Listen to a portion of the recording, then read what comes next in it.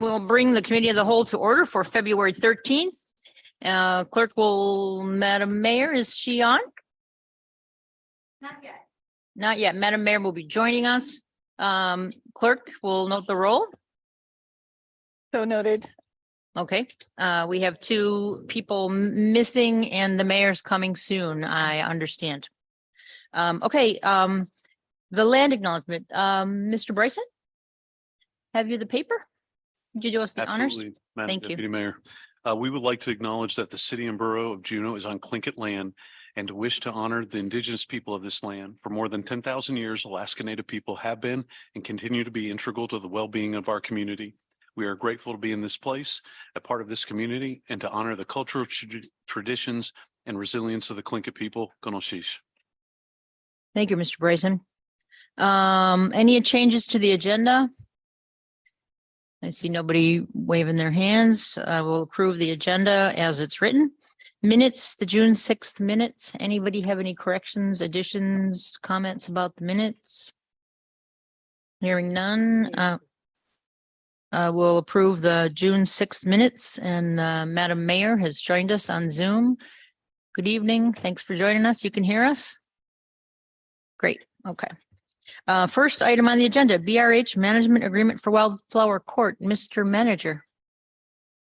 Thank you, Deputy Mayor. You have a memorandum in your packet from Bartlett staff, and we have Mr. Keith and Chair Solomon Gross and other members of the senior leadership team. I'm not sure who's running point on this for Bartlett tonight, but I think their goal is to give you an update and answer questions on the proposed takeover of Wildflower Court.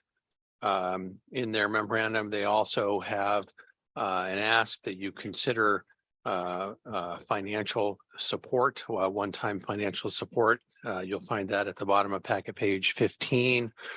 And assuming that the arrangement between Wildflower and Bartlett moves forward, there ultimately would be a resolution that comes in front of the assembly that would authorize the Bartlett taking over Wildflower. So beyond that, I think you should invite Team Bartlett up to give information and answer questions that you may have.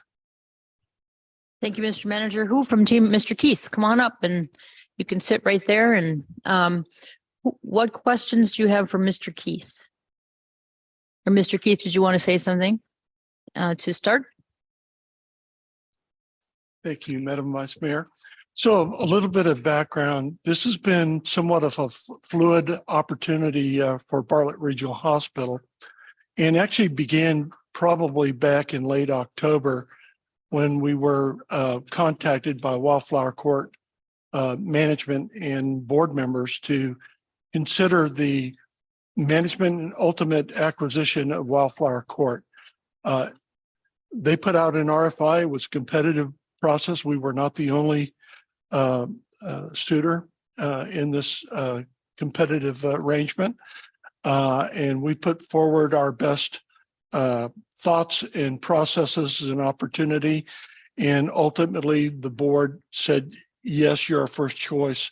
We need to engage in now talking about a formal process to bring us and align us together. So tonight, I'm here to really speak on behalf of that opportunity. In your packet, we wrote with regard to the opportunities and the benefits of bringing Wildflower Court into the Bartlett Regional Hospital realm and on campus. It's a real opportunity. I also had the pleasure of meeting with several CEOs today as part of the Alaska Hospital and Healthcare Association, and some of them have gone through the same process. Some of them have nursing homes as part of their portfolio of services. And unequivocally, it was all upside. Quality improved, patient satisfaction improved, physician satisfaction improved. They weren't dealing with separate entities. They were dealing with one entity. And the economics actually improved, especially for the nursing home.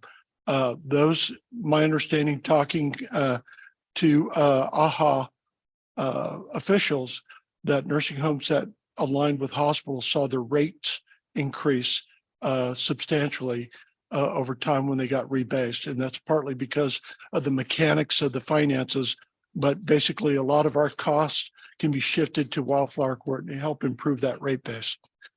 So overall, strategically, this makes sense. I don't know if you've been in Wildflower Court but you know where it's located. But I will tell you, it's actually physically attached to our building. There's a hallway that you can walk from the hospital to Wildflower Court. And I think it was designed on purpose. I can't attest to that, but I think it was. It had to be. And I think over time, I think there was an assumption somewhere in the history of the building of that facility that we might have a closer alignment. So our board is steeped in this process.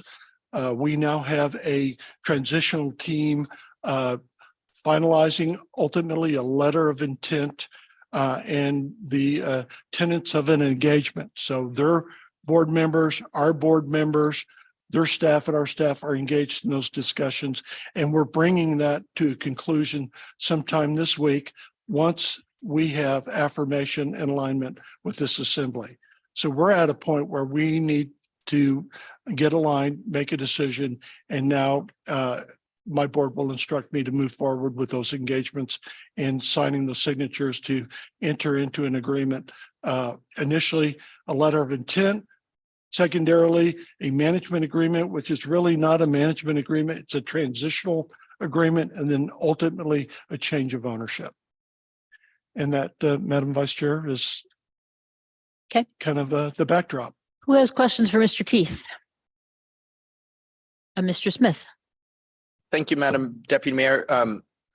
It wasn't presented to us, and I can understand why. It was information the board dug into, but just so I know and we know, I mean, the financial projections, if we are to assume control, whatever the right terms for Wildflower Court are it is a positive direction. I assume it's not going to be, it should be income or whatever, profit positive eventually with reasonable expectations. I mean, just hit me with that with a high level. Mr. Keith. Please. Thank you, Madam Vice Chair. High level. We know that nursing home and our hospital align when it comes to expenses. We know there are opportunities in our ability to help reduce our expenses. We have a GPO where we buy goods and services at a reduced rate. Oftentimes they're paying retail. So we know there's an opportunity there. They have contracts, we have contracts that can be combined, and the scale of those contracts could help bring down the cost as well. And again, we know approximately what we would have to do to recruit, retain, and build and bring back the services that they have. I also have a clinical team that has identified opportunities in the skilled nursing realm. In other words, we can do more in that nursing home with the right skill set. And I have an nursing education team that's willing to go over there and educate and train. And thus you'll see more services provided at that nursing home. Upside is with our alignment, we will also be able to achieve a higher rate and we'll get rebased. And we've caught the interest of the state and our local legislators who support it. So upside, bottom line, it will become profitable again. Mr. Bryson and then Ms. Hale. Thank you, Madam Deputy Mayor. Thank you, Mr. Keith. This is very exciting. I think this is awesome. Had the board discussed, is this the hospital's likely or possible direction as a response to search growing their medical industry here in the community, and Bartlett trying to figure out its niche, how it's going to work? I mean, is there discussion about this? Because this makes so much sense, and it gives us that niche that's outside of what search is growing right now. I mean, how does this all fit together? Because I'm so happy that you guys are doing this. Mr. Keith. Thank you, Assembly Member Bryson. The only engagement or discussion about search was the competitiveness of the RFI. If you look to the healthcare industry, pre and post COVID, a lot of hospitals have figured out that basically to provide that continuum of care and ultimately enter a value proposition financial arrangement with the government, you have to control more of the continuum of care. So the real discussion was really about strategy and what we can do in our community to broaden our scope of services. That's why we added, in the process of adding home health and hospice. It's because we'll be able to deliver a broader spectrum of care under a value proposition or value of care proposition with our government, because eventually those models are going to change. They're going to ask us and ultimately pay us on a population health model. So you'll get a basket of money and you've got to take care of that individual from A to Z. Well, the more we are engaged in A through Z, the better off we're going to be able to do it. We'll be able to keep the price point down for our citizens, and we'll be able to offer better quality care. So the short answer is we did this to improve the quality of care at Bartlett Regional Hospital. We weren't worried about search. Ms. Hale, then Madam Mayor, and then Ms. Treem. Thank you, Madam Deputy Mayor. Like Mr. Bryson, I'm also very excited about this possibility. We talk a lot on this assembly about the aging population in Juneau and being able to provide that continuum of care, and including hospice and home care, fits right in with what we're trying to do as we try to take care of our population that is growing older. So it's exciting, and it looks like you guys have really gone through a lot of analysis. One thing you said gave me some concern, and I'm just wondering how it relates to one thing you said in your paper. You talked about maybe being able to increase the Medicaid reimbursement that Wildflower gets. I think you mentioned that in the paper, but you also talked about higher rate. And one of the things we also talk a lot about on this assembly is how expensive things are in this community. And so when I hear higher rate, that worries me that we're going to be charging our people in the community more. So could you speak to both of those? Thank you. Mr. Keith. Member Hale. So what I was talking about is what Medicaid reimburses our hospital for taking care of the Medicaid patients. That is what drives the Medicaid rate. And so it's a formula. Most elderly spend down their wealth, their wherewithal, and ultimately enter a nursing home as a Medicaid patient. So the rates don't relate necessarily to what a private patient pays, but relates to what a Medicaid patient resources, what we would receive from Medicaid on behalf of that Medicaid patient.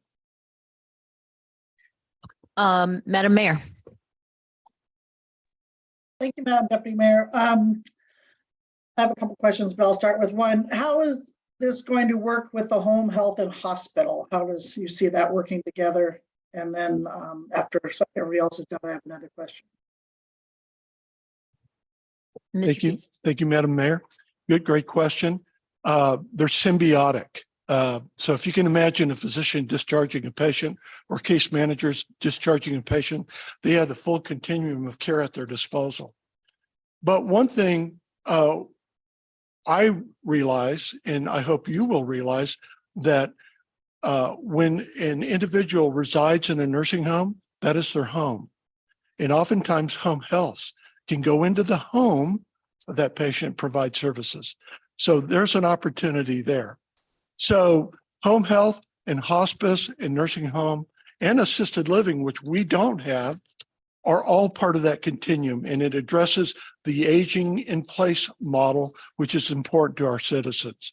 So from a financial perspective, our home health services can go into the nursing home and provide a service.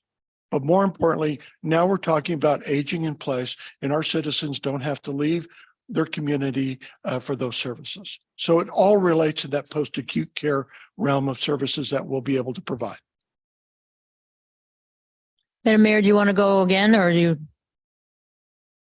It's a totally different question. So if someone's ahead of me, they Okay. can certainly ask it. All right, we'll go for Ms. Treem. Thank you, Madam Deputy Mayor. Mr. Keith, I have a question about what is the plan for absorbing Wildflower Court in terms of kind of more administrative functions of BRH versus clinical functions? So like HR, maintenance, IT, and I'll say I'm specifically curious about IT, given I know there's a staffing shortage there now and that they're currently kind of feeling some strain. Right. Mr. Thank Keith? you, Assemblymember Trim.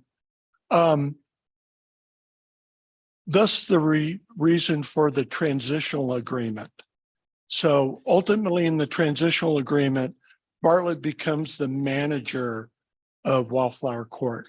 And that's the great opportunity to start talking to them about, you have laundry personnel, we have laundry personnel.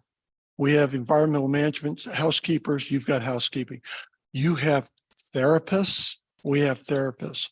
And so that's the opportunity to start pulling those resources. And I can tell you, more times than often, we have a need for those services. And so this brings us that grouping or bolus of employees that could be beneficial to us. With regard to IT, there are opportunities there as well. Although their systems are different than our hospital system, we are planning on adopting a system that coincides with hospice and home health. Thus, that alignment with that post-acute care strategy. And anecdotal note, we finished interviewing our 3 IT director candidates, and we'll be making a selection next week. And I've been contacted by a few of our IT personnel that they're very pleased and very excited about new leadership. And I think we'll turn that around quite quickly. That's excellent. Thank you. All right, I have a question. Everyone's had around. So regarding the financial analysis you have done, so how detailed is it? Has the board reviewed it? Has the board approved this?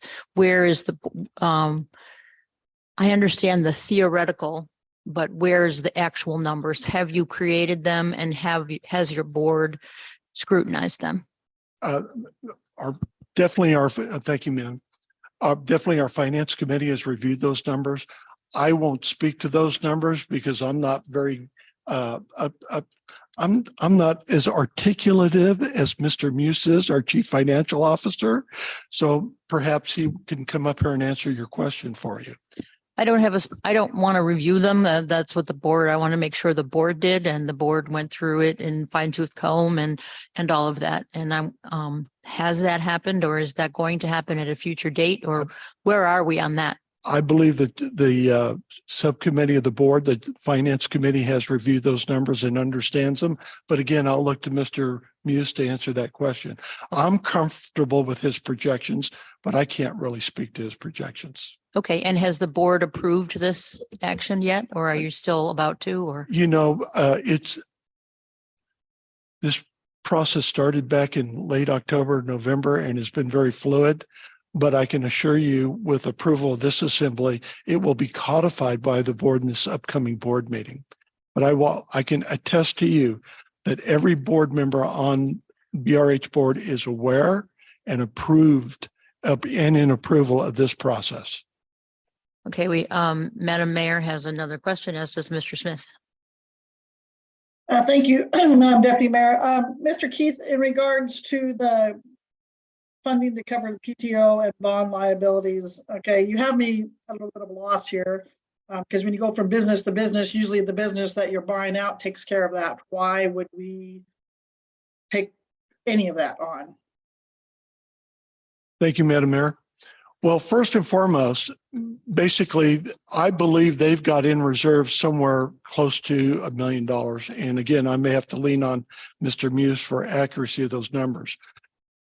We are putting funds up or asking for funds to be put up to manage that liability portion.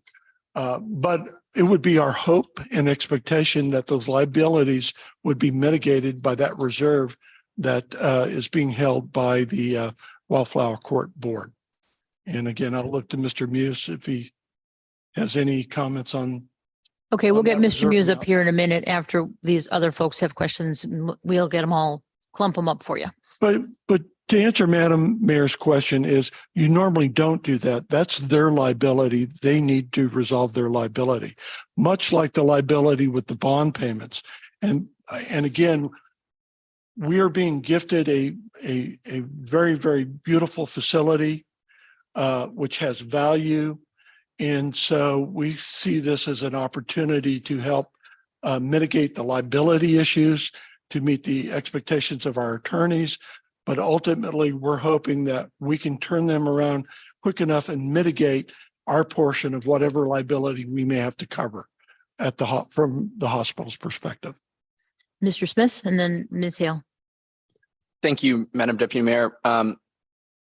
Connected, I think, to the mayor's, but I guess just so I'm clear, what is the ask that I'm reading at the bottom of the memo, page 15?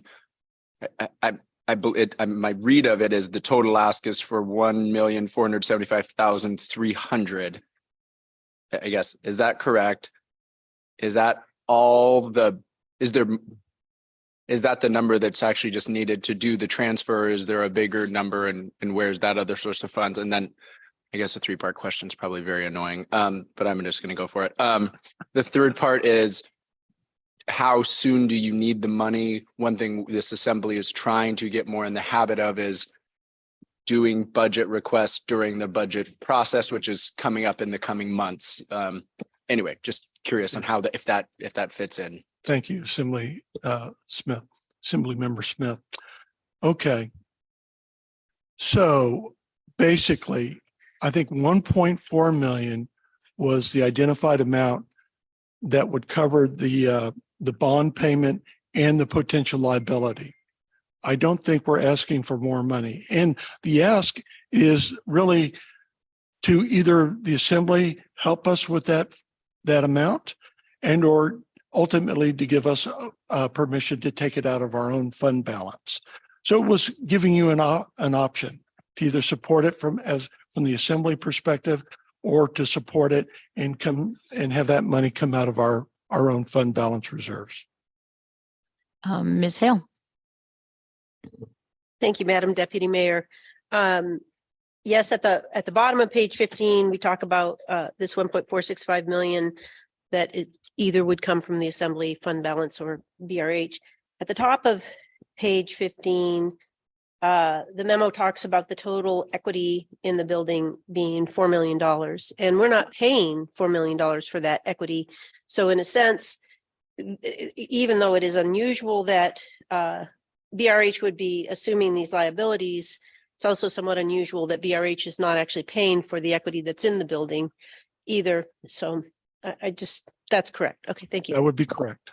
Mr. Muse, could you come on up and give us some of the actual numbers and clarify the bullets on the bottom, because there's 1.475 and 1.465 and 400 and 200, and I'm not sure exactly how it adds up, and about your financial analysis and who scrutinized it and all of that. Thanks. Thank you, through Deputy Mayor. So we were working with CBJ Legal, and it was ultimately their recommendation that we mitigate the liability of transferring ownership of the merger by defeasing the paid time off, the 401k, and the bond debt prior to merging with Wildflower Court. And so these numbers are numbers that we received from Wildflower Court regarding their projected paid time off and 401k and their outstanding principal plus their bond reserve. So that number in parentheses, the 1.4753, is their projected PTO liability, the projected 401k liability, plus the principal balance on the debt, less the money that they have in the reserve account for the bonds. Okay, so just to follow up on Mr. Smith's question, the actual ask is 1.475300. That's correct. From your fund balance, or if the assembly wishes from ours, right? That is correct. Okay. And then what about what analysis you've done, and what you've prepared and what the board has seen and what the board has approved. So thank you, Deputy Mayor. We are in the process of doing our due diligence.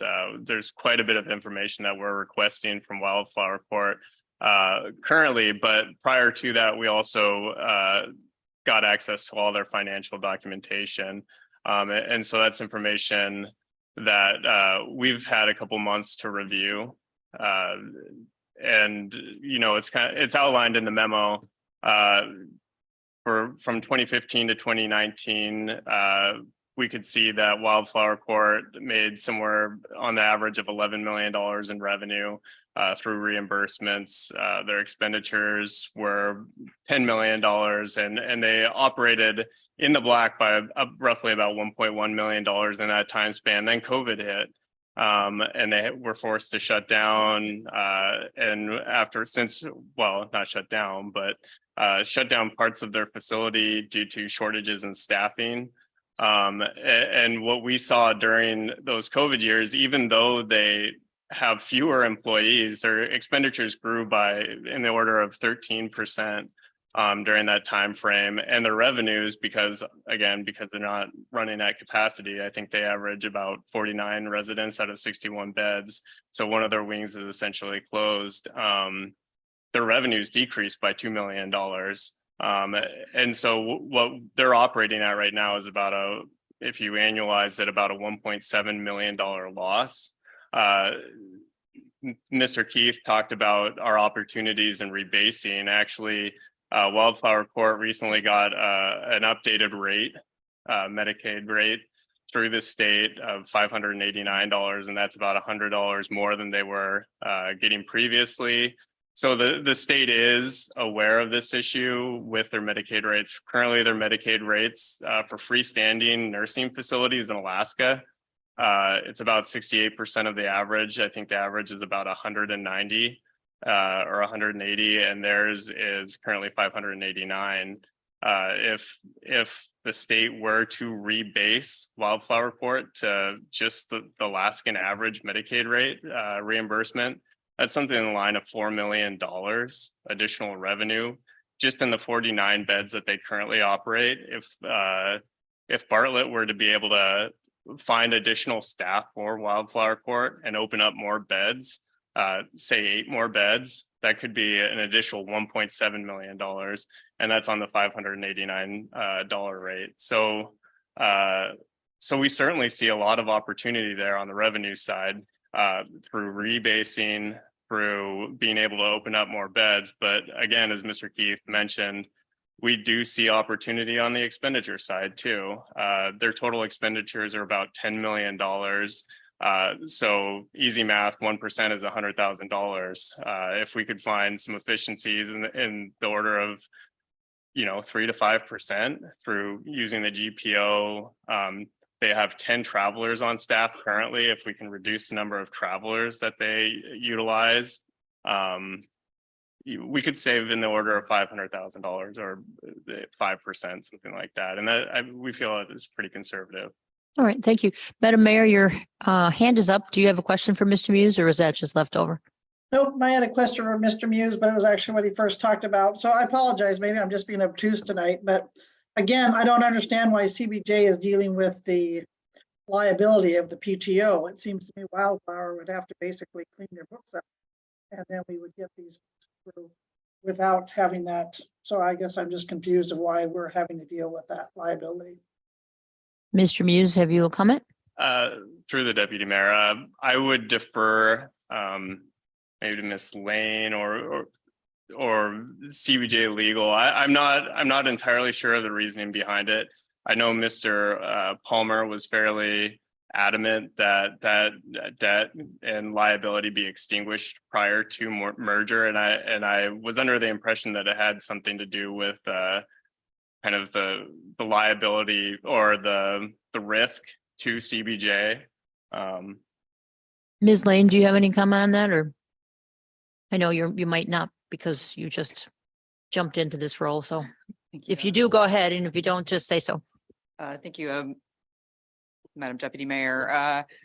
I know a little bit about it. I think Miss Nault may be on the line tonight as well. I think she was going to zoom in. She's the outside counsel that BRH uses and has been utilizing a lot for this wildflower court process.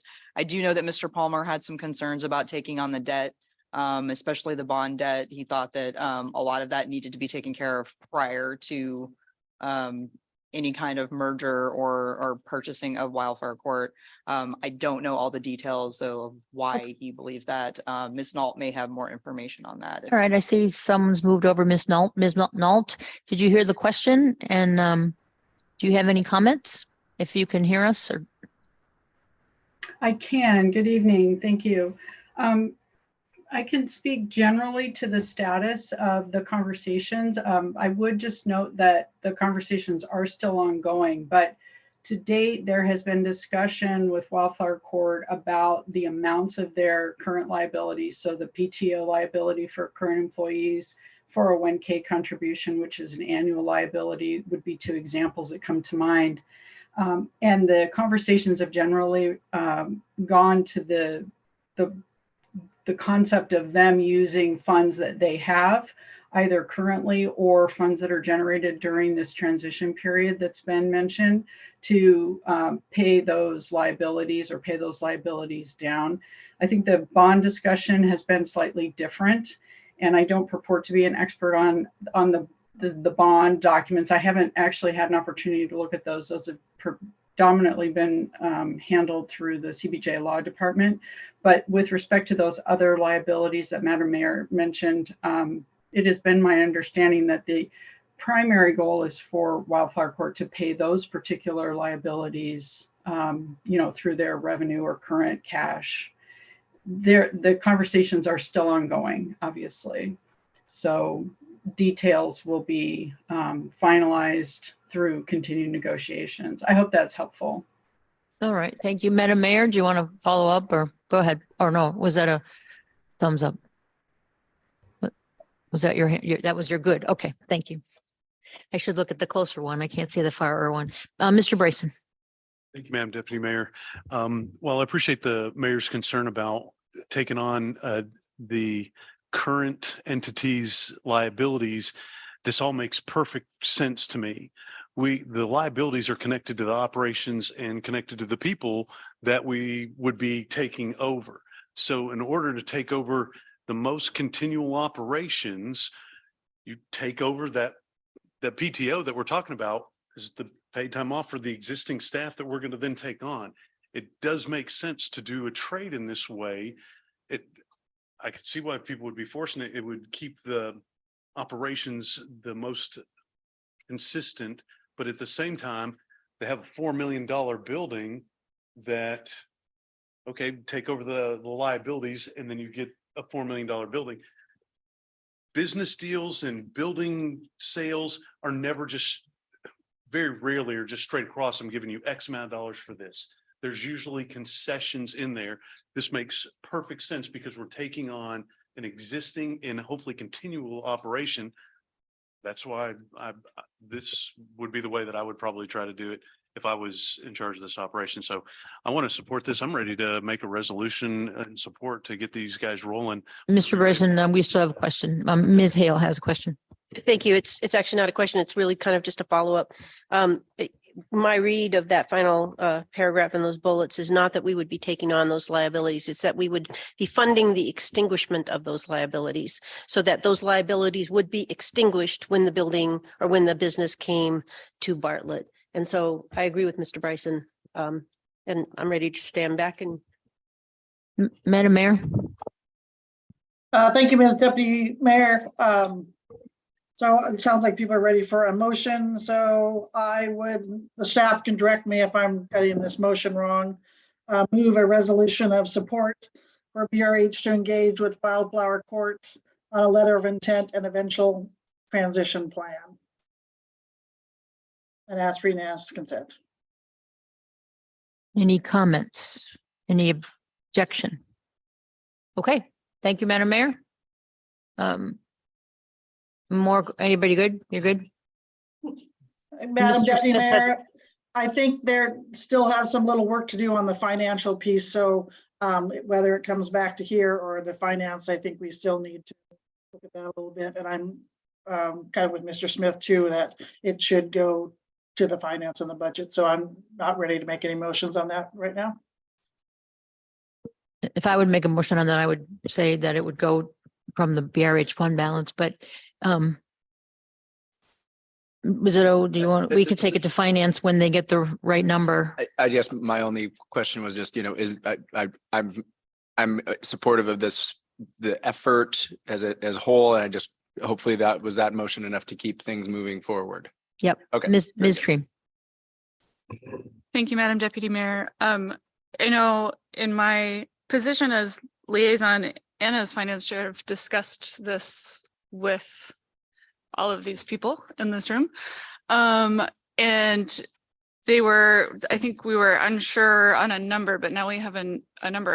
Are we good on this number, or are we still waiting to finalize that? Maybe Mr. Muse. We could say if up to 1.475 or something like that. Mr. Muse, how? Through the deputy mayor. So, and Mr. Smith asked this question earlier, what the process is for this. And Ms. Nault alluded to we're still working through negotiations specifically on the PTO and 401k piece. So in terms of process, I would expect a formal request from the board for an amount of money. And that might come, depending on the timing of the merger, it might come through the budget process or it might come outside of it. But I would expect for us to come back to you with a final number once we've sorted through the negotiation piece with Wildflower Court.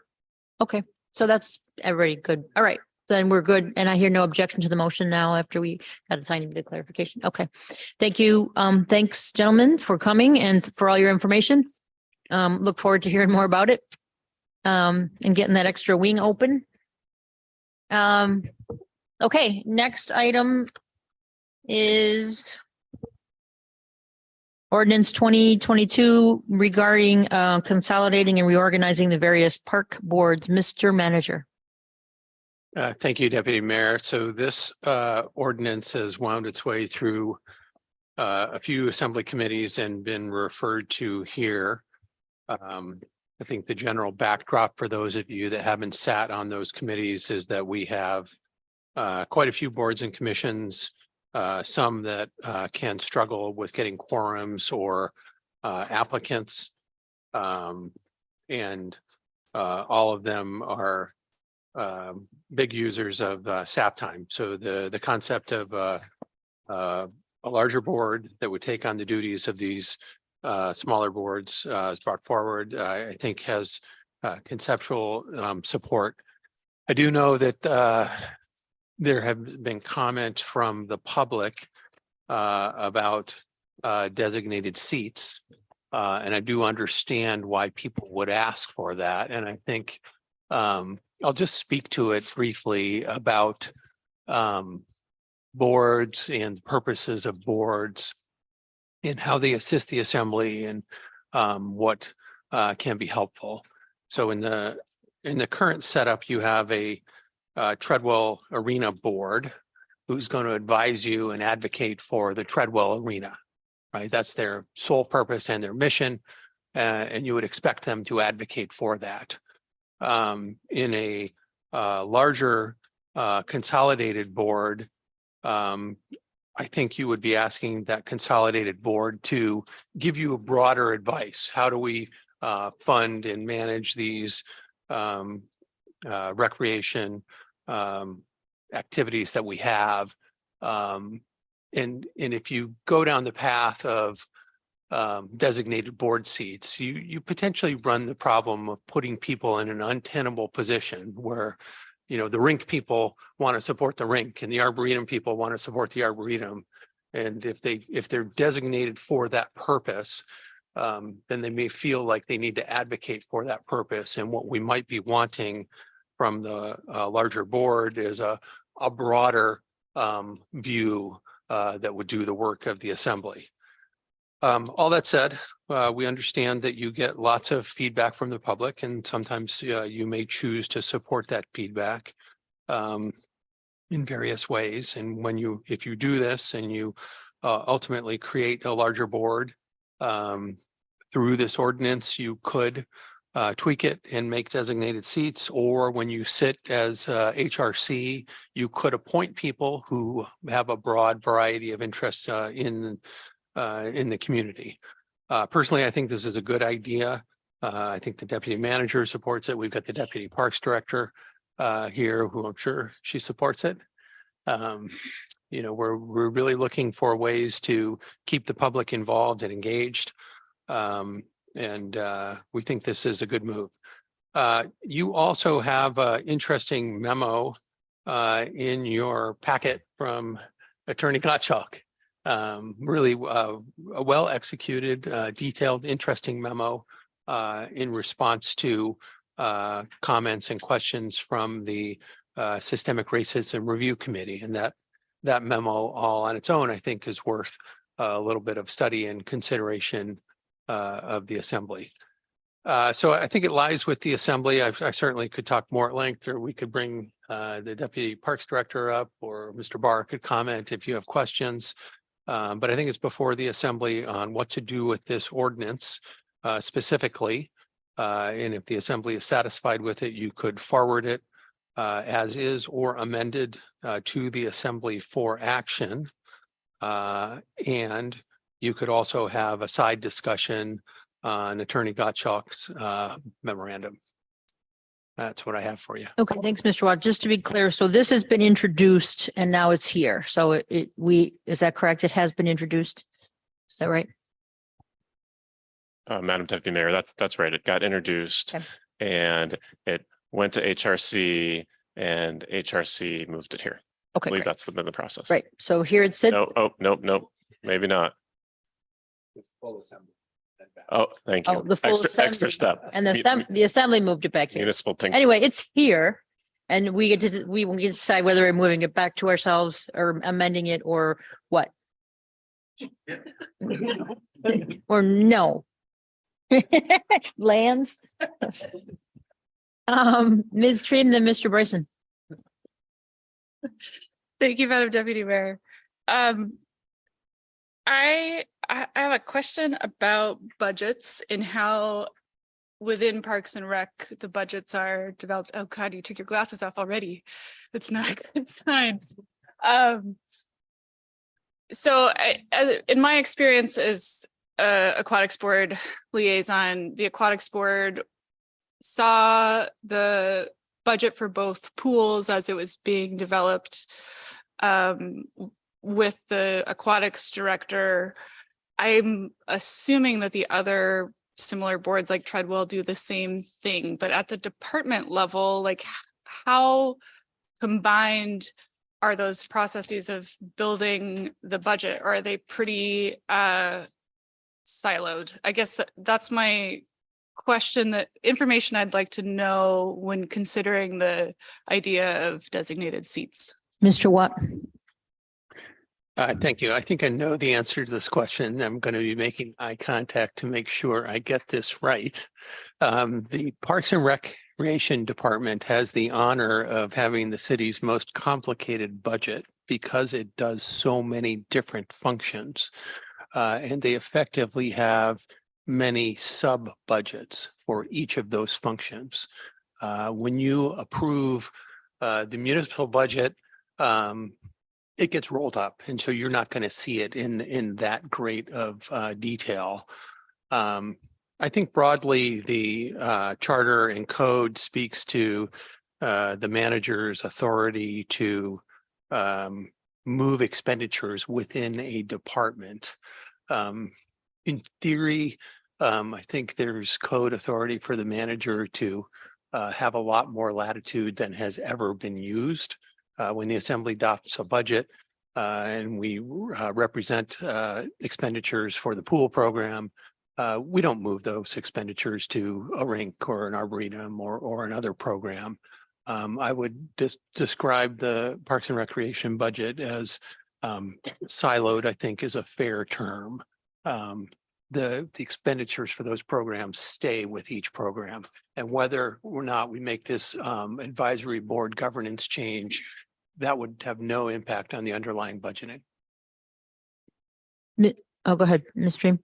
It just occurs to me that maybe the aquatics board does that because of its weird quasi empowered status, and maybe the other boards don't do that. But would the intention be that this new combined board would look at budgets, or would that be kind of outside of the scope? Mr. Watt. Ms. Elfers. He's calling for a lifeline. Thank you. So I actually think there's something in here that addresses that. I'm just going to look quickly. You give me a minute. Okay. Thanks for that minute. Actually, it addresses the capital improvement plan. So to answer your question, Ms. Treem, yes, the aquatics board does look at the budget, and I don't believe the Treadwell board does as much, and it's probably because it's an empowered board. The JOAB really doesn't look at the budget very carefully either. So in this, right now in this ordinance, it's not required that the budget's looked at. Piece of the budget required, so the fee schedule and the CIP, but not the entire budget. Okay, thank you. I see that on page 5 of 6 or page 31, line 24 about the capital improvement. Mr. Bryson, Madam Mayor, Ms. Wall, Ms. Hale. Thank you, Madam Deputy Mayor. I think this actually, Ms. Elfers might be able to help me with this question. How often do the subcommittees that we're talking about consolidating into the PrAC have action items on their agenda where they're actually making a decision that gives city staff a direction to go? Does that happen every aquatics board meeting, every Treadwell advisory board meeting, or is it just a rarity? How could you maybe tell us a little bit about the board's level of decision making for city staff? Ms. Elfers. Yes, thank you, Mr. Bryson. It doesn't happen very often. It depends on the boards. So I can speak for JOAB first. That's the Jensen Olson Arboretum Board. They have recently made a decision to recommend a policy on commercial use. That took many, many years. I think it took about 10 years, and it wasn't their fault that it took that long. And that was one of the only real actions that I know of. Treadwell has not met very often. They've probably missed over 60% of their meetings in the last 3 years. So their actions are pretty limited. I would say the aquatics board probably has more actions than the others, but it's not every meeting. I would call it infrequent compared to, say, the PrAC or some of the other boards that I attend. Go ahead. So in these meetings where they only have 1 or 0 action items, do their meetings just consist of like information items? What would a meeting look like if they don't have any action items? Ms. Elfers. Thank you. So sometimes there are information updates on operations.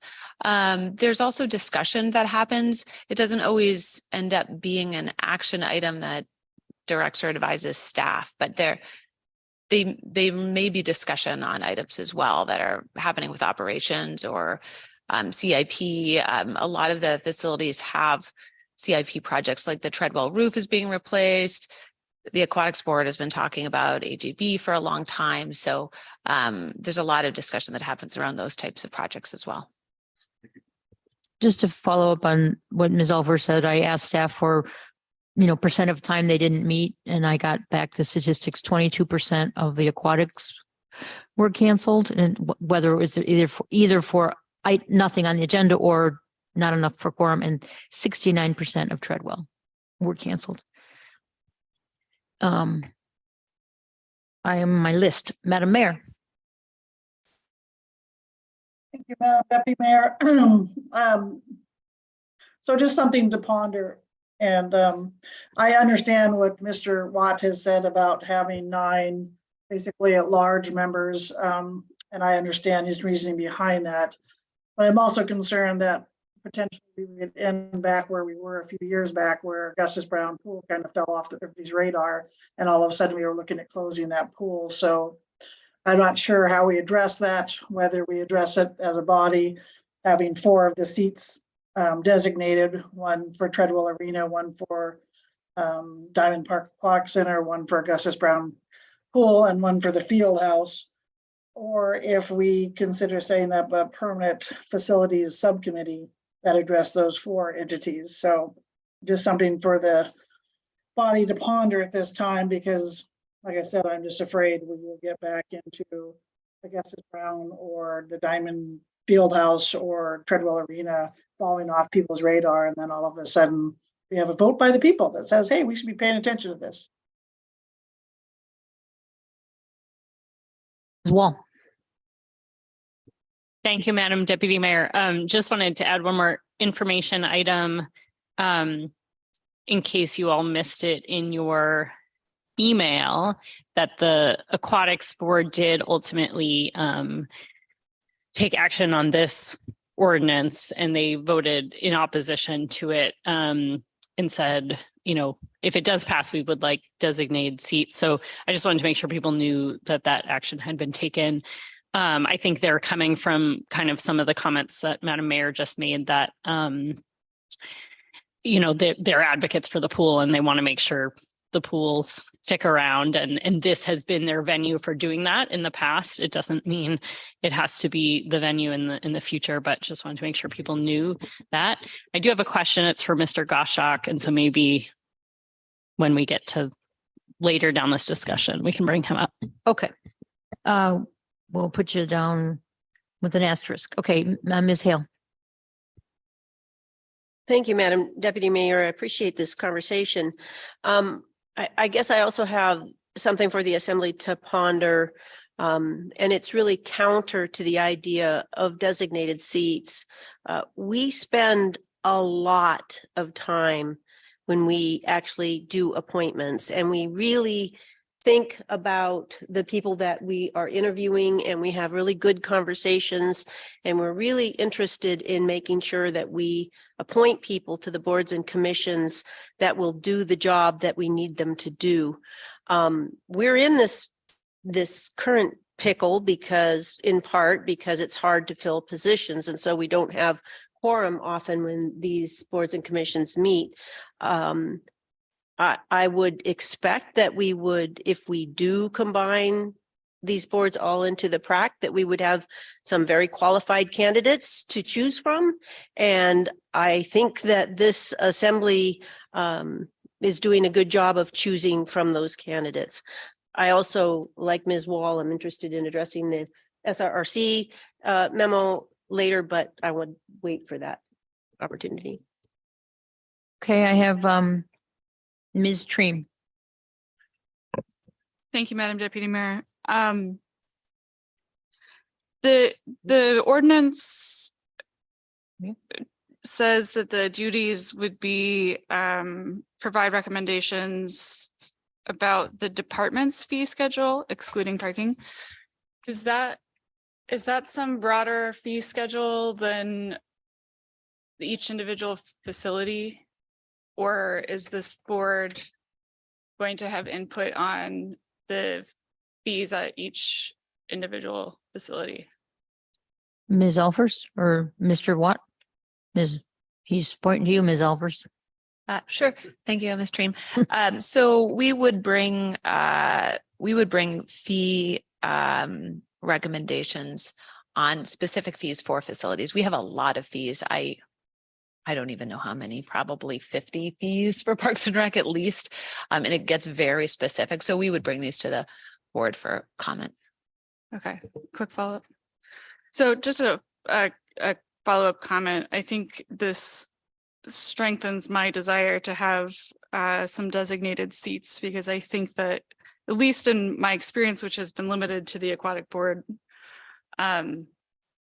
you've got really passionate views about the role that the pools play in Juneau, and that's something they really deeply consider when they're looking at the fee schedule, which they do once a year.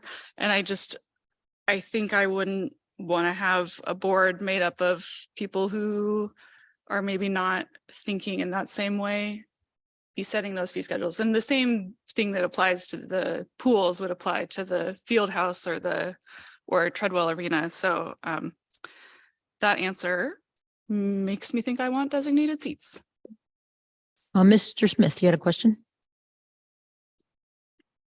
I had your, Well, I actually had amendments. So if people have questions, maybe I can do those after that. Or do you want me to go now? no, man, oh, you took your, you do it, you, okay. So is your hand up for a question, Madam Mayor? Go ahead. Well, something Ms. Treem just said, so I don't know if we're gonna be able to move this tonight, because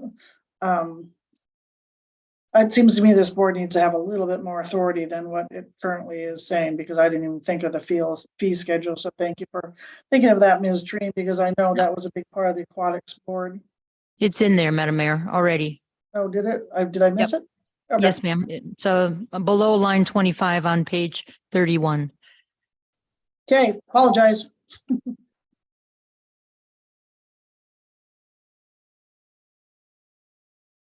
Do you have a question still? Or is that, No, I was do that it? not. I just totally missed that. I Okay. think my printer might have cut off that page. Sorry. Oh, okay. No worries. We can't find everything. Since people have brought up the issue of designated seats, it reminded me of, does it say in here, and if it does, I don't know where, that the existing prac would be, we would start all over. In other words, there's 9 members on the thing, and we would just do 9 new members. Is that correct? Or does it say that? Or that would be what I thought we would do, but I don't know if it says that. That is correct. That's what we would do. And I am fairly positive it says it in here, and I'm going to look for it really quickly for you. Page. Okay, so it says that. Okay, great. That's what I thought. And speaking of designated seats, I mean, it's possible that there would be, well, there will be, I would imagine, 8 people who are interested in pools and 5 people who are interested in Treadwell. I mean, how would we define, if we went down the designated seat thing? I don't know how we would define that. Who would say, I'm a pool person and I'm a Treadwell? I mean, it would just get hard. So do we have any thought as to how that could possibly even be done? Because some, people have lots of interests, they like trails and they like, if we go down that route, I don't know how to even define that. Anybody gotta? Go ahead. That's what Mr. Watt. Deputy Mayor, I think you would have to ask people to self-represent their interests. So I mean, it's not like you could check their blood for chlorine and like determine that they're a pool. You might be able to. You might be able to. But I mean, in all seriousness, I'm not sure how you would do it. I mean, you might be able to do it at the initial outset and pull from a board here and there, but later down the road, what constitutes a true blue Treadwell Ice Arena seat filler? Dicey. Mr. Bryson. Thank you, Deputy Mayor. I totally get where Ms. Treem was going with that, to have adequate representation so that you have somebody passionate who's looking out for pools. I almost want to offer up that might be one of the dividing aspects of our community, because we have people that are diehards for the pool regardless of the cost. And there's some division in there. Regardless of what the situations that might come up, it's always going to be about money, and people's attitudes change. We could bring people onto the prac while their kid is the diehard swimmer and they're all about the swim pool. And then an incident happens and then they're not in favor of the pool anymore, but they're served the prac in the pool seat. Rather than going in a divisive way, so that way each organization has like one champion around the table, bringing the prac together in an open way, with open seats, the 9 open seats, and creating a facility subcommittee. And so as we're trying to interview these people, we look for individuals that not only are in favor of the park and rec activities, because they love playing adult soccer, but people that are passionate about taking care of the facilities. So one of the responsibilities of PrAC is to look over the field house and the 2 pools and the ice arena. And so instead of having one person looking after pools, one person look after, we have the facility subcommittee of PrAC. It's their role and responsibility to take care of the city's recreational facilities.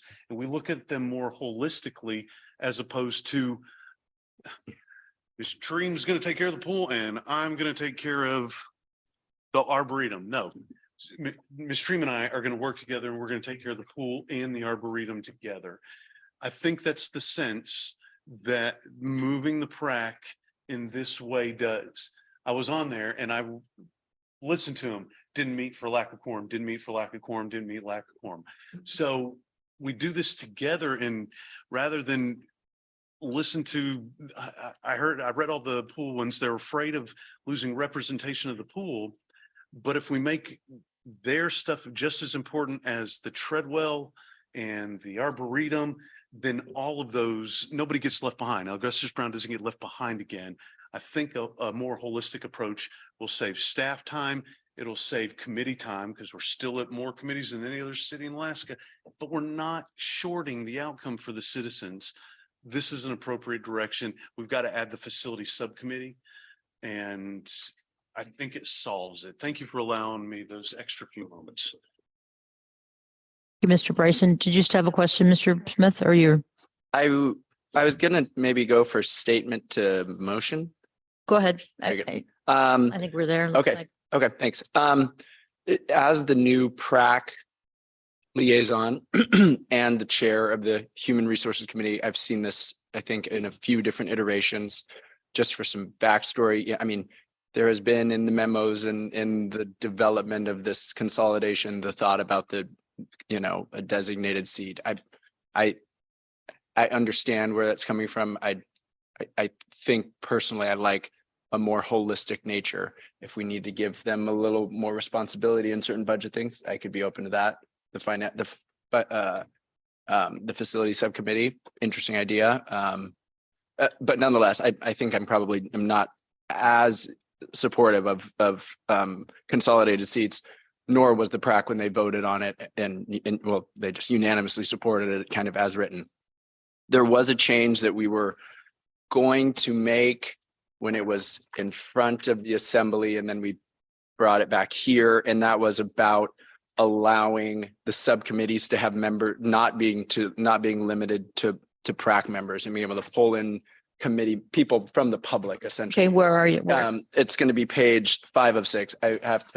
The amendment was drafted. I do not have it, unfortunately, with me, but. So where does it go? Line? I believe it was striking members of, page 5, line 9. I believe it was members of such subcommittees are limited to PrAC members. I believe it was just striking that line. Just say are not limited. You could insert a word not. Something like that.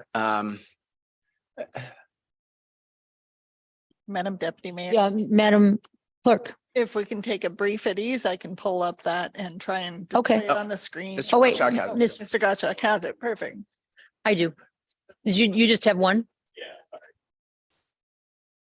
Oh, instead of just putting the word not, it would say that sentence would be the sentence on line 9, members of such subcommittees. Just strike that whole sentence and instead insert membership on subcommittees may include public seats in addition to PrAC members. Is that what you'd like to make? Yes, that's the motion I'd like to make. Them, Ms. Wall might have a procedural statement. Well, can we have a motion on the table to pass the ordinance first? Oh, I don't think we have one. Where we start to amend. somebody, I move that we move ordinance 2022-64 to the full assembly. to the full assembly for whatever public hearing. Okay. And then your First Amendment, My Mr. Smith. my first amendment was the one that I had drafted for the previous meeting, and that is page 5, line 6, striking Line 9. line 9, page 5, line 9, striking members of such subcommittee are limited to PrAC members, striking that and replacing it with Membership on subcommittees may include public seats in addition to PrAC members. Okay, you have a comment on the motion, Ms. Dream? Yeah, thank you, Madam Deputy Mayor. This paragraph as written is talking about special temporary subcommittees, so I think I would, if I get where Mr. Smith is going, and I think that can be a good route forward, but I would want to strike the special and temporary parts from this paragraph. May I ask a question? So this is specifically about special subcommittees. Is there anything in the current PrAC ordinance that says there shall be a X subcommittee or a Y subcommittee or a Z subcommittee? Anything? Or Ms. Alfers? In other words, are we? I'm sorry, I don't know. No. Okay, Mr. Watt. Deputy Mayor, I don't know the answer to that, but I have some information I think might be germane. Docks and Harbors is working on their rules of procedure. And something that you're going to see soon, they have the ability to establish special committees to facilitate board business, and they allow members that are not on the board to participate and vote. So the same kind of idea exists in the Docks and Harbors world. Sure. Can I speak to your, well, I guess I can, because I can make myself. We could, we could just say special, temporary, or permanent committees, and they can organize themselves however they wish. You don't have to be a special subcommittee. Do they have any committees now, subcommittees now, the PrAC? Not currently that I recall, but we have had some recently. They do make them, and then when they're done, they finish. Go away. Okay, there's a motion on the table to substitute that sentence for the other sentence. Let's get that. Let's finish that, and we can go about amending things further if we need. So, any objection to that motion? Yes, Go ahead, Madam Mayor. you're forgetting to look towards me. Sorry. I've had my hand raised for a while, so I object for purposes of a question to start with. Mr. Smith, how would these people get selected? Mr. Smith. People get selected. The chairperson. In line 7, it speaks to that. They can create special temporary subcommittees and that to facilitate discrete PAC business. It says by the chair. The chairperson subject to ratification. Or by the majority of the PrAC. So it's if the chair, they can, a majority can also do it. I believe. Yep, that's what the sentence says, right, as it's written right now, unless it gets amended later. Okay, so I just was clarifying that. So the members of the PrAC would select the public members. Yep. And organize themselves into committees. Can we Ms. Treem. do a brief eddies? Um, Talk to the attorney and Mr. Manager. okay, brief at ease.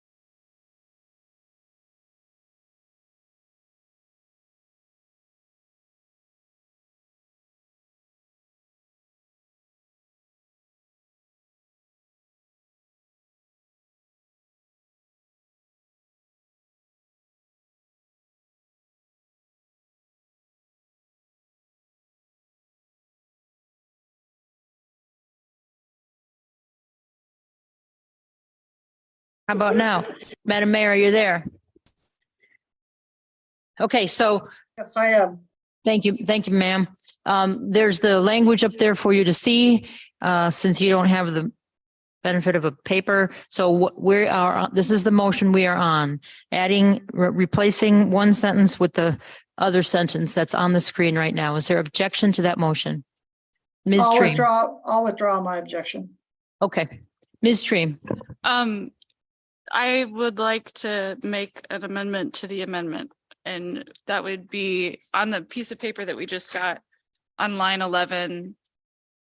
Insert after the PrAC may create, then insert permanent or temporary special subcommittees. It's not line 11. is on line On- 8? No, on line 11, on this piece of paper. Okay, I don't have that. Oh, here we go. The Madam Mayor doesn't have that, or do you? Well, it's on the screen. Okay, Madam Mayor, we're talking about the language on your screen. So, go ahead, Ms. Treem. So on line 11, after the word create, insert permanent or. Okay, so the amendment to the amendment would add the word permanent or on line 11 of what's on the screen. So it would create permanent or temporary special subcommittees. Is there comment on the motion? Mr. Smith? Yeah, it just that would really be that would be taking place on line 8 of the actual ordinance in the packet. I'm sorry, it's just that That's correct. that's correct, Miss. That's correct. It would be, it's line 8 may create permanent or temporary special subcommittees. No objection for me. Okay, is there an objection, Madam Mayor? Just a question for the maker of the motion. So I'm not 100% sure. So when you were talking, so I don't have a problem with temporary or permanent, but I don't know if we want to go so far as to make it permanent facilities committee, if that's what you were looking at, and you were just leaving it up to the PrAC, or whether you were just leaving it open for whatever committee they want to do. So just a question. Right now, the language is just to add the words permanent or. Well, I don't know. This, if we want a facilities committee, which is, I think, the only thing that is gonna assuage my concerns about representation, I would like that to not be a 24-month committee and then disappear forever. Ms. Treem, there's another way to make a permanent subcommittee, and that is to make one. There's a Jensen Olden Arboretum Endowment Subcommittee. You could make a C. We could, but I would need probably a little more time. There is established a permanent facility subcommittee. To blah, blah, blah. Okay, so are you leaving your, is your amendment still on the floor? Well, if you'll give me a couple minutes to draft a different amendment, then I would remove that. Okay, May I comment? Or this is about the amendment. this is, yeah. Okay, about the amendment, feel free. We could also let the PrAC do its job. Right. That's another option. So. Okay, so Ms. Treem, are you, what are you doing about your amendment to the amendment? Are you giving me a couple minutes to? Yes, ma'am. Okay, then I'll withdraw my amendment. And we'll have a 2-minute at ease while Ms. Treem contemplates. Do we have to have all the amendments?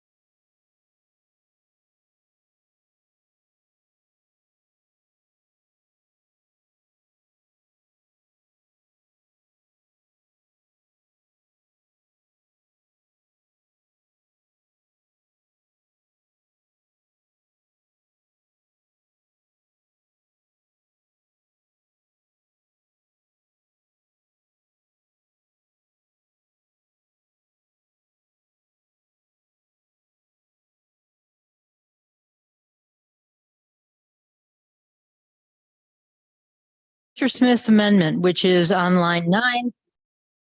Okay, we'll call the committee of the whole back to order. We're on Mr. Smith's amendment, which is on line 9 of page 5 of 6 of the ordinance, replacing the sentence starting members of such subcommittees are limited to PrAC with the sentence is. Oh, sorry. I was watching the words on the screen. Membership on subcommittees may include public seats in addition to PrAC members. Okay, so that's the amendment. Is there objection to the amendment? Okay, thank you very much. We have another amendment, Mr. Smith? I have it. It's conceptual in nature, unfortunately. And we can, maybe, I don't know if people feel fine, we could maybe at least show staff that we're supportive while I work with Miss Lane or Law to draft the appropriate words. The concept is that the PrAC, just putting it into the, I believe probably the duties section of the ordinance or of the committee, that from time to time and not less than once a quarter or once every 3 months, again, she can figure out the right way to write it, the committee will hear an update and take any necessary action. I see, Rory. But on, areas of concern, including the aquatics board, the Treadwell Arena, the Jensen Arbor Arboretum. Is this better than mine? I believe so. Well, fine. I think this might, Mr. Smith, if you will, let's allow, we'll try this amendment and see if it does what you want, which I think it might. Could you make that even bigger? Okay, Ms. Treem, you want to read that? I can't read the end of it. Maybe Mr. Oh, okay. Maybe Mr. Watt could read his. Mr. Watt, can you read Mr. Somebody over there? Deputy Mayor, the Facilities Subcommittee, there is established a Facilities Subcommittee that will focus on the health and good repair of all facilities under the purview of the PrAC. At a minimum of once per year, the Facilities Subcommittee shall engage users of each facility to hear from those users and to plan for facility needs. Okay, you hear the amendment, and is there any comment about the amendment? Is there objection to the amendment? Ms. Hale? There is objection simply for purpose of a comment. I really want to commend Ms. Treem for making this broad and not pool focused. And I think it does. I hope what you are looking for. So thank you, everyone. Excellent job. I remove my objection. Thank you. I see no objection to that motion. Thank you very much, Ms. Treem, for moving the ball down the field. It was all Mr. Watt. Any further comments on this? The motion now before the body is from Mr. Smith, which is to move this to the full assembly. Oh, we have to talk about something else before we do that. Ms. Wall. Thank you, Madam Chair. I have a question for legal. On the SRRC memo, we did discuss this at the HRC meeting. That was just Mr. Smith and I a bit. And I had a question at that time. And I'm not sure if you all have found the answer to it or not yet, but it would be great to get an answer before, if this goes to the full assembly. The night that we discussed this, we also appointed the over 65 seat on the Juneau Commission on Aging, which raised the question, why are we allowed to create seats based on age and not based on race? Chuck. Through the chair. So race, unlike age, is a suspect classification in Alaska and federally. So in Alaska, the suspect classifications are race, color, creed, sex, and national origin. Age, you just need a rational, it's just a rational basis review. So any discrimination based on age just needs to be rationally related to a legitimate government interest. And if you go to our charter at 15.2, as far as municipal appointments, it doesn't actually forbid consideration of age, whereas we do in Title 41 as employment. And a little bit about some of the aging committees. So I kind of wrote some nouns or pronouns on a, or I guess nouns on a post-it note and see if I can make sense of this looking at it now. But there is the Older Americans Act, which promotes the well-being of older individuals. It's a federal act, which is enforced and administered through the Administration on Aging. There's also state components. So we have a state commission on aging. I believe it's in Title 47, and it's a means of really just supporting older persons and communities and distributing federal funds in order to ensure their well-being. So I guess big picture, it's not a suspect classification. So we just need a rational reason and a legitimate interest, which I think their well-being is sufficient. Thank you. More, go ahead. Thank you. That's really helpful. And so that is federal law. You mentioned kind of our own code, but that's just nested under the protections under the federal law. Is that what I'm understanding? So the Older Americans Act is federal. And then when I mentioned the suspect classifications, I was just mainly focusing on Alaska, where we have race, color, creed, sex, and national origin. It does not include age. So age is just a rational basis. So we just need to have reasons that are rationally related to a legitimate government interest. So it's sufficient to just have welfare of our older persons in the community. Okay, Ms. Hale, you had a question? If Ms. Wallaston, yeah. I just wanted to comment on your memo, Mr. Gottschalk, about the SRRC recommendation and the depth of that memo. I really appreciated the depth of your analysis.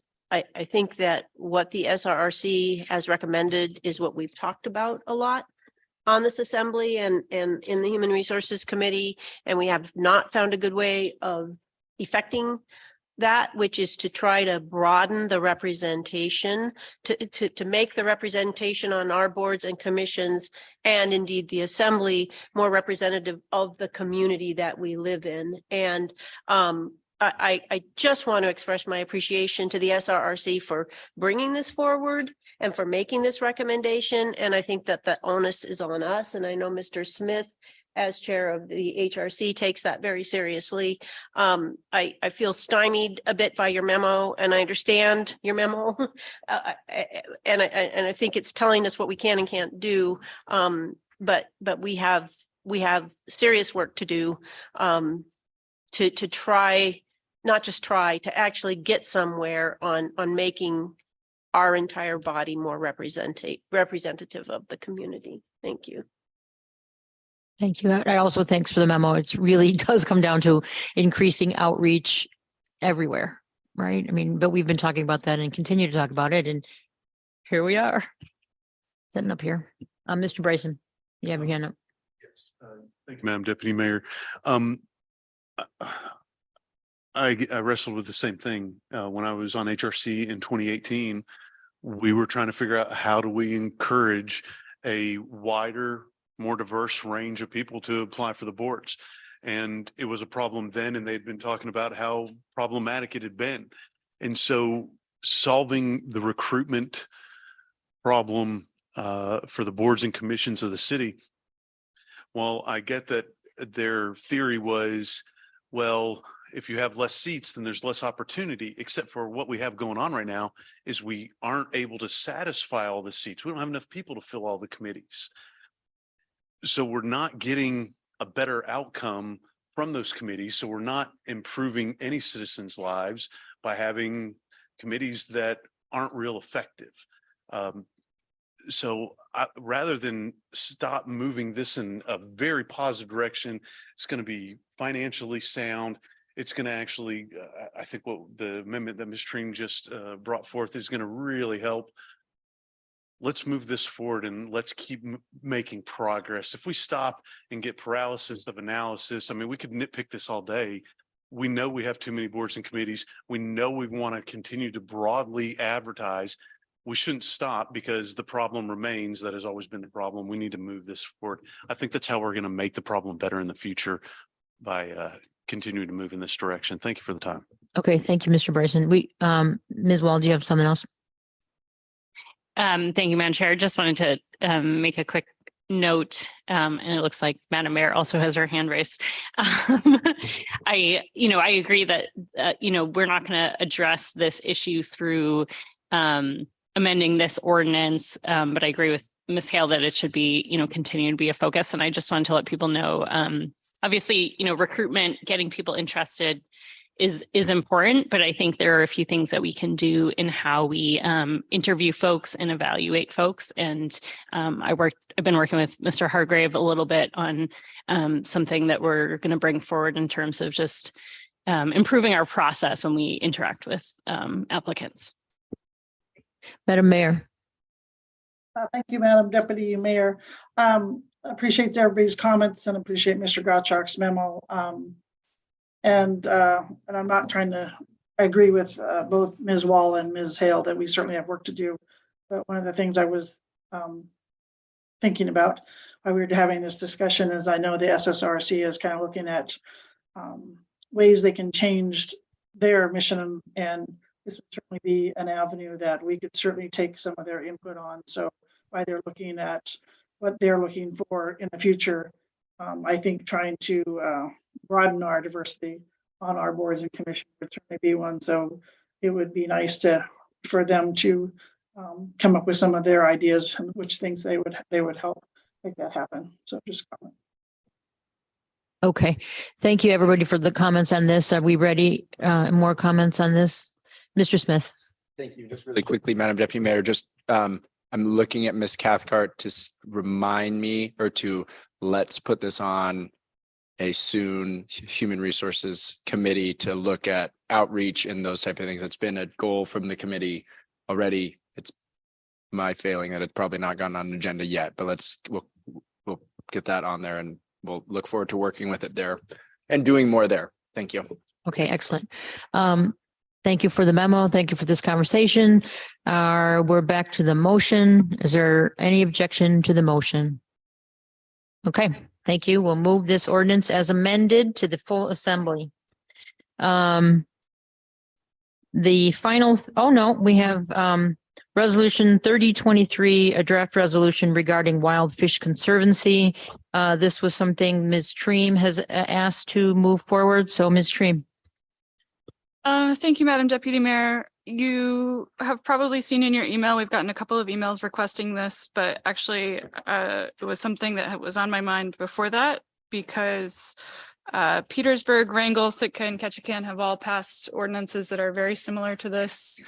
Sitka actually also gave money to this cause. This is a lawsuit affecting the troll fishery in Alaska. The lawsuit has Palmer told me, and I don't remember, but it's kind of wrapped up, but there could be an appeal. So for that reason, I think it's still important for us to show support to this industry. I think it's a lot less visible in Juneau than it is in Petersburg, Wrangell, Sitka, or Ketchikan, like the size and the impact of the commercial fishing industry, but it is still a pretty big part of our economy. And I think, we would pass resolutions for other parts of our economy, like a capital move, for instance. So I think it's appropriate the assembly pass this one.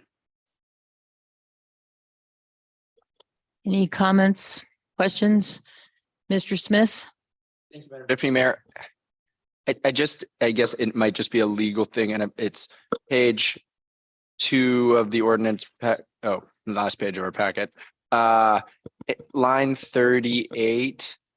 And it just is, anyway, the city and borough of Juneau urges the National Marine Fisheries Service to, I should probably have asked this before that I'm on the record, but here we go. To prioritize preparation of the necessary documents and processes to support prosecution of the southeast winter and summer troll fisheries. Those words they just didn't make sense in my mind, but I just maybe don't understand. And like it might just be legal terms that I just do not know. So I'm not gonna, no big deal, but I can talk to Sherry afterwards or something. I could say to defend the right to keep the fishery open, prosecute is the word used, but it does seem backwards to people who don't. Okay, we can, yeah, if I just raising it, I can chat. I don't need to. I don't. Mr. Don't slow it Bryson, down at all. Yeah. Thank you, Madam Deputy Mayor. I have discussed this during one of my day jobs, and I wanted to set the record straight so that so that everybody understood what we were doing an ordinance against trawlers with a WTRAWLERs. That's different. That is not what we're talking about. Those are the giant open nets. correct. I made the mistake. I confused the two. Ah. Yeah, that's why I'm saying this out loud so that everybody knows what we're talking about. Bad. Those are not the boats that we're looking to help. Unfortunately, the people that put out lines with hooks, those are trollers. That is how people fish in southeast waters. Well, It's been unfairly lumped into the trawlers who are doing all the damage to the ocean. It is absolutely the right thing for this assembly to oppose this lawsuit. And maybe me admitting that I didn't know the difference of the two, maybe this group got it wrong and they'll let the trollers off the hook. Thank you. Madam Mayor. Thank you, Madam Deputy Mayor. I've had the same issue Mr. Smith had, so I'd like to see another word there. So I'm just looking for the attorney, Madam Attorney, to see if we have a better word, because the layperson will look like we're prosecuting the southeast winter. Okay, I have some comments because I know something about this from my day job. I am super supportive of the trollers, not the trawlers. However, this is a super complicated lawsuit. It's about a biological opinion that was written, that was promulgated by the National Marine Fisheries Service in 2019 as a result of the Pacific Salmon Treaty. And the Pacific Salmon Treaty was signed between two nations. It negotiated over years. The biological opinion got challenged by the Wild Fish Conservancy. The state of Alaska jumped in. And of course, the federal government has all its resources against this, as does the state of Alaska. Some of the language in here is odd. The federal court has already ruled that it was a violation of both NEPA and the ESA. Everybody's going to appeal. There is not a decision being made that we can put our oar in the water for. It's not like, when the Taku Fisheries asked us, and it was it was a decision being made by an executive branch agency that we could say, hey, make this decision. This is a legal decision already been made. There's lots of money to fight it. I'm not going to oppose it, but it's really not right. It's past ripe. The decision was already done. Really, we should be challenging the justification for the fisheries closure due to lack of empirical data that proving that Alaska Chinook salmon are directly impacting recovery. They've completely ignored contaminants. It's just a very complicated issue. And the language in here is for show, really, right? It's not affecting a decision. There's a lot of decisions we don't stick our oar in the water for that we can't affect. So I get it. I get why I totally want to stand up for our people who fish in our waters. Yet this is possibly not a way to do it. I don't want the trollers to think that it's because, anyway, it's just complicated, and it's about the the validity of the biological opinion of NMFS from the Pacific Salmon Treaty, and the state of Alaska is all in on fighting it. So I could give some more language. if somebody wanted better language, I don't know.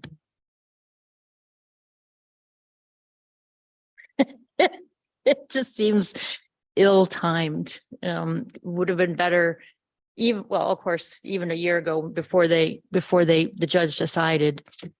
You don't really help a legal case by a resolution from an assembly, but at least was prior to the decision. Anyway, go ahead.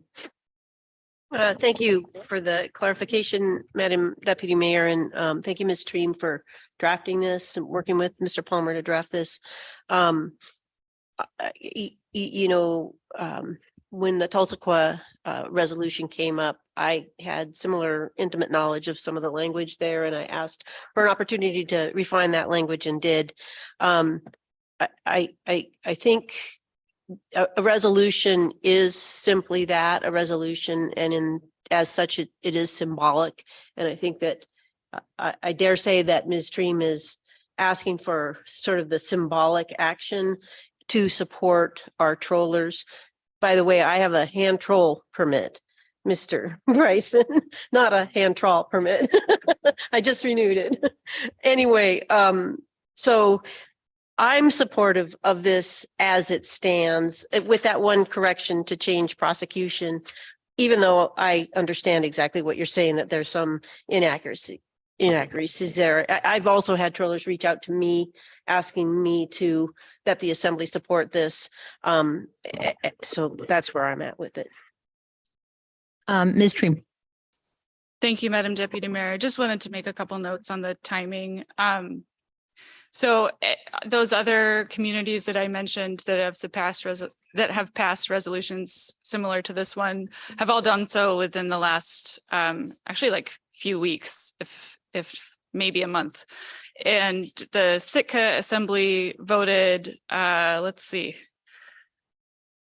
weeks ago to donate money to the Trollers Association, because the Trollers Association does anticipate a lengthy appeals process.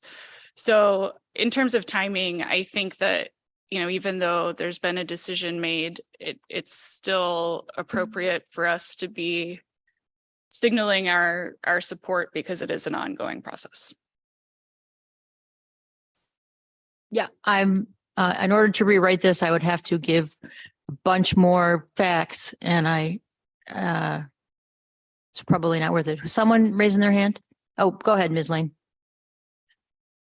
Thank you, Madam Deputy Mayor. I just had a suggestion on changing the word. Go ahead. For you. Yep. Support the activity of southeast winter and summer troll fisheries. Or to support continuation of the. Even better. Yeah. So change the word prosecution to continuation. Madam Chair, I'll make that motion. Okay. We have to move the ordinance first. Somebody move the resolution to the. Go ahead. Ms. Lane, I don't think that's a conflict of interest that I have a hand troll permit, is it? Thank you. Okay, so did you move the ordinance or the resolution? Yeah, I would move resolution number 3023 as with the substitution of the word on line 38, with the substitution of the word prosecution, and substitute that with continuation. And I ask for unanimous consent. Okay, any objection to moving to the assembly? All right. Excellent. Staff reports, Telephone Hill. This is here first to make it clear to the residents of Telephone Hill about what's happening. Several of us have gotten calls, emails from Telephone Hill. I just want to say that there's regular updates about Telephone Hill on the Lands Committee agendas. It's a standing update. There was no Lands Committee today, so we're doing it here. There was an RFP that caused some confusion. There was an RFP for a property manager that listed a date about people getting out of their houses by July. So if you would clarify, Mr. Watt. Thank you, Deputy Mayor. So there are two things that we're doing right now. The first, we had an RFP, to hire a property manager, and that property manager should be under contract in a matter of days. So the neighborhood will have a sole point of contract. In that RFP, we projected looking for property managers, we said until July, because the neighborhood association has given us that date. That doesn't mean everybody in the neighborhood association is on the same page on whether they're going to be ready at that time. No decision has been made. And in fact, we don't own the property yet, but we conveyed that idea to the property manager, the prospective property managers who responded to the RFP. We have a planning RFP on what to do with the property, which will include everything from the leave it as is option to other development options that close today. And we should have a consultant team on board in a matter of weeks to start that public planning process, lots of public meetings, planning commission, whatnot. We expect the state to convey the property to CBJ sometime soon. We did some preliminary paperwork early in January. They're preparing the deeds for conveyance. And when the state DNR conveys the property to the CBJ, the neighborhood association, which is the lessee, is going to dissolve itself. And then each individual person or unit that's rented up there will then go to our property manager. So there'll be one point of contact always for the people living up there. We're just going to be in a big public process about what to do with the property over the coming months. I expect lots of updates, and it'll be a standing topic at the Lands, Housing, and Economic Development Committee. There's probably more information if you have questions, but I think it's probably sufficient for now. Okay, just to reiterate what you said, just to be clear, the July 2023 date that said people must vacate their property, that is not, we have not asked anyone to vacate. Obviously, we don't own it. We have not asked anybody to vacate. That date means nothing. That was to give the property manager an idea of how long they'd be working. That's correct. Okay. And it's just also what the neighborhood association thought was a practical date for the tenants. But the city has not asked and has not decided that those properties need to be vacated by July. Correct. Okay, just wanted to say that. Be clear. And then when residents have questions, they will be able to contact the property manager, which there isn't. But right now, I guess Mr. Blydorn, they call Mr. Blydorn. Is that who they call? Who would you like them to call? That's correct. Right Okay. now, it's Mr. Blydorn. In a matter of days, we'll have our property manager. Great. Just wanted to get that on the record. Ms. Hale. Thank you. And thank you, Madam Deputy Mayor, for drilling down on that July 2023 date. Is it my understanding as well that property manager is not going to contact those people and say, let's make a 5-month lease? Because this is the end of February. It'll be the end of February, and then are they just going to be making a lease for 5 months? July 2023. July is the worst time possible for people to have to find a place to live. So I just want to make sure that date is not going to be perpetuated by that property manager. Mr. Watt? So the direction from the assembly, if I think everybody remembers, is continue the current situation, which is a month-to-month lease. So we wouldn't be looking for a long-term commitment for anybody. We would continue the month-to-month circumstance, and then the idea of the soft landing. So however we work through the planning process and make a decision on what we're going to do with the property would inform how, if or when people need to vacate those properties. And I would expect there to be a lot of assembly involvement in that. I think we do want to care for the likelihood that some people will move out on their own, and we don't want to have vacant properties up there. And so that's also the purpose of the property manager, to make sure that we don't walk ourselves into a difficult situation. Okay, Ms. Hill. Thank you very much, Mr. Manager, and I agree, there's all kinds of complications, but I appreciate you sort of reminding us of the idea of the soft landing, because I think that's really important. And it's important as we go through that planning process to kind of figure out what that soft landing means, and we haven't really figured it out. And I think that's why that July 2023 date caused some consternation. I also recollect, although this one is also has moved in an odd way, but I also recollect that association, the Telephone Hill, whatever association they are, as I understand, they haven't necessarily been representing everybody there that rents. Because I don't think that information is necessarily being communicated through that association. So that's my understanding. Okay, any questions about any of that? Okay, anything else to come before the committee of the whole? We're adjourned. Thank you very much.